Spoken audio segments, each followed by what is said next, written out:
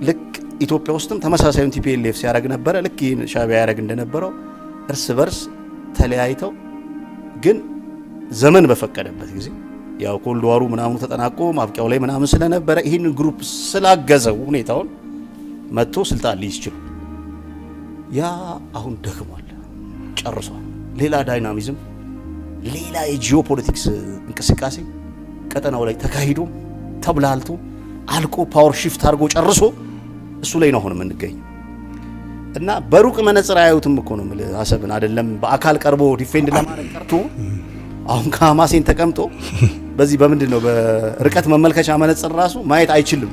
የቀይ ባህር አፋሮች ዲሞክራሲ ድርጅት የሚባል ታውቃለህ? አውቃለሁ። ከነሱ አመራሮች ጋር ቆይታ አድርጌ ነበር። እሺ። እዚሁ አሁን ያለበት ቦታ ላይ። እሺ። እና ከኢንተርቪው በፊት በኋላ ቡና ያጣና አውራ ነበር። እዚያ ላውራ ነው ጉዳይ ማለት ነው።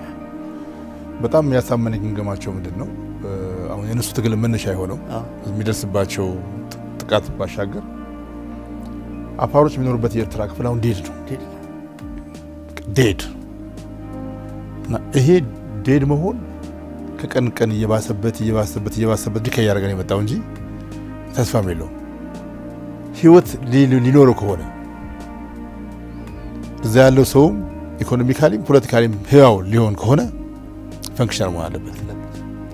ፈንክሽናል ለመሆን ደግሞ ኦርጋኒካሊ ኢትዮጵያ ካለ ይሄ እነሱ ያሉት ነው ነገር ኦርጋኒካሊ ህዝቡ አንድ ነው።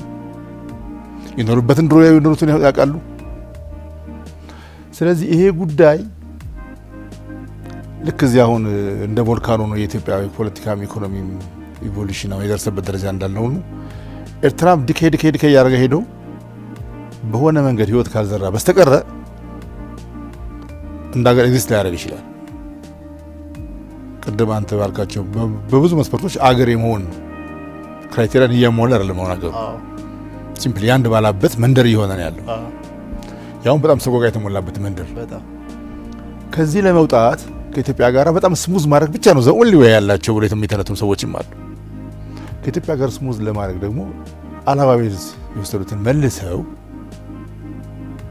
እነሱ አዋብ ነው ብለው ቢያምኑም እንኳን ኦርጋኒካሊ የዚህ ሀገር የሆነውን አካል መልሰው ጠቅላይ ሚኒስትሩ ባቀረቡት የድርድር መልክ ፖለቲካሊ ኢኮኖሚካሊ ኢንተግሬት ካላደረጉ በስተቀር ከኢትዮጵያ ጋር አየነው እኮ 30 ዓመት ኦልሞስት ቁልቁል እየሄደ ያለ ሀገር ነው። ዲያስፖራው እዛ ቁጭ ብሎ ስለ ፓስፖርቱ ያወራ ይችላል። ሌላም ኢኮኖሚክ ተጠቃሚነት ሊኖር ይችላል። ናቹራሊ ግን አሁን ኤርትራ ያለችበት ሌቭል እነሱ የነገሩኝ እነሱ የሚኖሩበት አፋር ያለበት ደንካ ኤሪያ ብቻ አይደለም እስከ ምጽዋ ያለው ከዚህ ከአሰብ እስከ ምጽዋ ያለው እሱ ነው ናቹራል ኤሪያቸው እሱ ነው። እሱ ብቻ ሳይሆን ውስጥ ያለው አሁን የሐማሴኑ ምዕራቡ ቆለኛ አካባቢው ዲኬ ያደረገ ነው። ዲፋይንድ ኢኮኖሚ የለው፣ ዲፋይንድ ፖለቲካል ነው፣ ፖለቲካል ገቨርንመንት ሲስተም የለው። ይሄ ነገር ህያው ሊሆን ከሆነ ነፍስ ሊዘራ ከሆነ ከኢትዮጵያ ጋር ኢኮኖሚካሊ ፖለቲካሊ ኢንተግሬት ማድረግ አለበት። ለዚህ ደግሞ ናቹራሊ ኢትዮጵያ ጥያቄ መመለስ ብቻ ነው ብሎ ያስባል። በሁለት አይነት መንገድ ነው ከእጅ ወጣው ኢሹ ነው እኮ ከዚህ ፖዚቲቭሊ ከእጅ ወጣ አደገና ቡማ አረገና ጉዳዩ ቀደም እንደነገርኩ የዲሞግራፊ የፖለቲካ አሁን ሺፍት ማድረጉ ይሄ በተለይ ደቡባዊው የኢትዮጵያ ክፍል ምናምን ፖለቲካሊ ኢምፓወር ተደርጎ ምናምን እሱ መምጣት መቻሉ ይሄ ምንም መሸፋፈን የሚያስፈልገው ኢሹ ስላልሆነ ያ መምጣት መቻሉ ከዛ በኋላ ደግሞ ይሄንን አስፋይር ማድረግ የሚችል ይሄን ኢሹ የሚቆጭ ነው ልክ አይደለም ብሎ መጠየቅ የሚችል አመራር ምናምን መጣ። ሲመጣ ፖዚቲቭሊ ከእጅ ወጣ ኢሹ ከእጅ ወጥቶ ራሱ ፍሎ ያደርጋል ማለት ከኤርትራ በኩልስ ኔጋቲቭሊ ከእጃቸው ወጣ። ኔጋቲቭሊ ማለት ምንድን ነው? በቃ የሆነን ጉዳይ ትይዘዋለህ ለረጅም ጊዜ ሲደክም ትለቃለህ። በቃ አለቀ።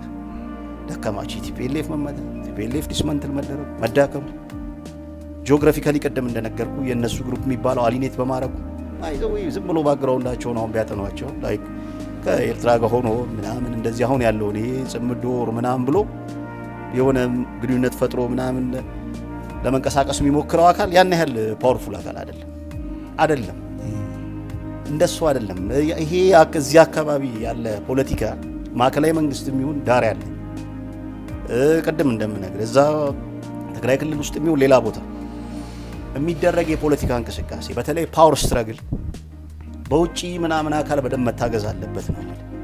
ጂኦፖለቲካሊ እሱን አሁን ማገዝ የሚችል አካል የለም በቀጠናው ላይ።